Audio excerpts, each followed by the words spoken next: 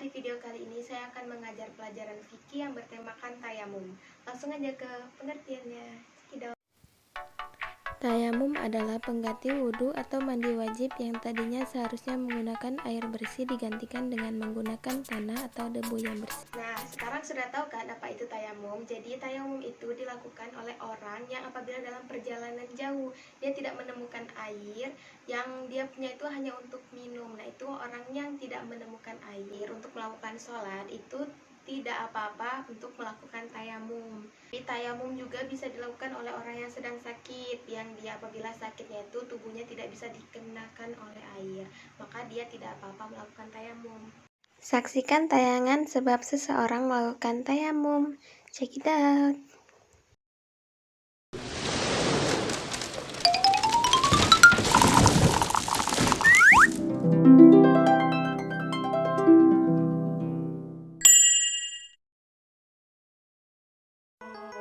Mereka mau ke kamar mandi. Ayo kita ikuti dia. Ayo, tunggu apa lagi? Oke deh kakak.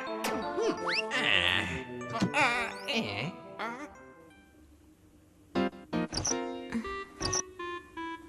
airnya kok nggak keluar? Ibu, airnya kok nggak keluar? Cucian deh lu, kehabisan Iya, air. rasain lu. Bu, kita berwudu di mana, Bu? Ya sudah, kita kembali ke ayah dulu. Kita tayamum saja. Ya, kita wudhu di mana? Di kamar mandi airnya macet. Iya kan, Aisyah? Iya, Kak. Kita tayamum saja. Tayamum itu apa sih? Wah, dasar kamu bloon. Masa nggak tahu sih yang biasa buat lalapan makan itu loh. Dasar belum pernah makan bangku sekolahan. Punya teman bloon amat sih. Itu tuh ketimun. Cabut. Tayamum itu apa ya? Tayamum itu pengganti wudhu. Karena tidak ada air, ketika dalam perjalanan, atau karena sakit. Terus wudunya pakai apa ya? Pakai debu, sayang.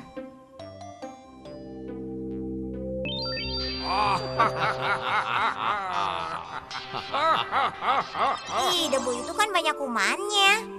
Iya, itu kan kotor, Anak pintar, tapi bukan seperti yang kalian bayangkan.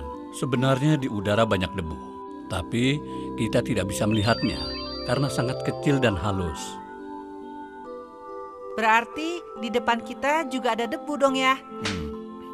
Wah benar, debunya sangat halus. Apalagi kalau ada sinar, lebih kelihatan jelas ya. Betul, Amin. Dengan demikian kita tidak bisa menghindari debu. Meskipun kita tidak tayamum. Coba kalau di kaca ini, apa ada debunya ya? Wah, benar. Ternyata ada debunya. Padahal tadi kan sudah dibersihkan ya. Betul sayang, dan bukan hanya di kaca. Di seluruh tempat ini, kalau diusap dengan lap juga akan terlihat berdebu. Karena debu ada di mana-mana. Jadi, tayamum dengan debu tidak memberatkan, tapi justru meringankan. Nah, coba kalian bayangkan apa jadinya kalau kita hanya boleh bersuci dengan menggunakan air. Ini sangat meringankan.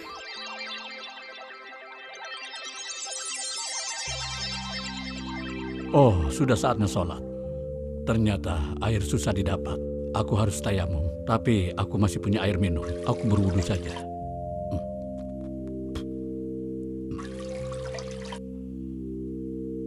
Assalamualaikum warahmatullahi wabarakatuh. Assalamualaikum warahmatullahi wabarakatuh. Ya Allah, air minumku habis. Coba aku tadi bersuci dengan bertayamum. Aku masih bisa minum. Haus sekali. Lalu bagaimana caranya berwudhu dengan debu ya? Bukan berwudu, Amin, tapi tayamum. Mula-mula kita niat tayamum. Cari tempat yang kita yakini terdapat debu. Kemudian meletakkan tangan di atasnya dan membaca basmalah. Bismillahirrahmanirrahim. Lalu kita tiup kedua telapak tangan kita dan diusapkannya ke muka. Kemudian mengambil debu kembali dengan cara yang sama. Kemudian diusapkan kedua telapak tangan hingga pergelangan tangan kita.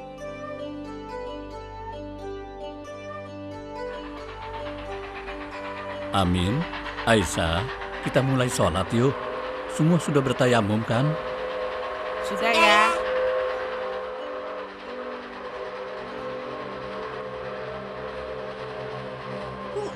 Oh, tidak ada air kok masih sempat-sempatnya Kita sholat. gagal lagi.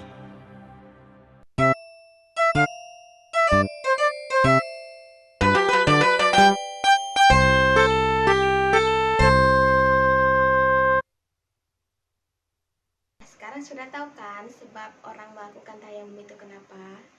Nah, terdapat beberapa syarat tayamum. Yang pertama, telah masuk waktu sholat. Yang kedua, memakai tanah berdebu yang suci dari najis dan kotoran. Yang ketiga, memenuhi alasan atau sebab melakukan tayamum. Yang keempat, sudah berusaha atau berupaya mencari air tapi tidak ketemu. Yang kelima, tidak haid maupun nifas bagi wanita atau perempuan. Yang keenam, menghilangkan najis yang melekat pada tubuh. Selain ada syarat sah tayamum, ada juga rukun tayamum yang harus dilakukan oleh setiap orang yang akan melakukan tayamum. Rukun tayamum, niat. Yang pertama, niat tayamum. Yang kedua, menyapu muka dengan debu atau tanah. Yang ketiga, menyapu kedua tangan dengan debu atau tanah sampai ke siku. Jadi, rukun tayamum itu wajib dilakukan ya. Jika tidak dilakukan, maka tidak akan sah sholatnya. Adapun tata cara tayamum. Nah, jadi kalian harus mengetahui tata cara ini agar kalian dapat mempraktekannya di kehidupan kalian sehari-hari. Yang pertama, berniat. Niat adalah amalan hati dan hanya Allah Ta'ala yang mengetahuinya.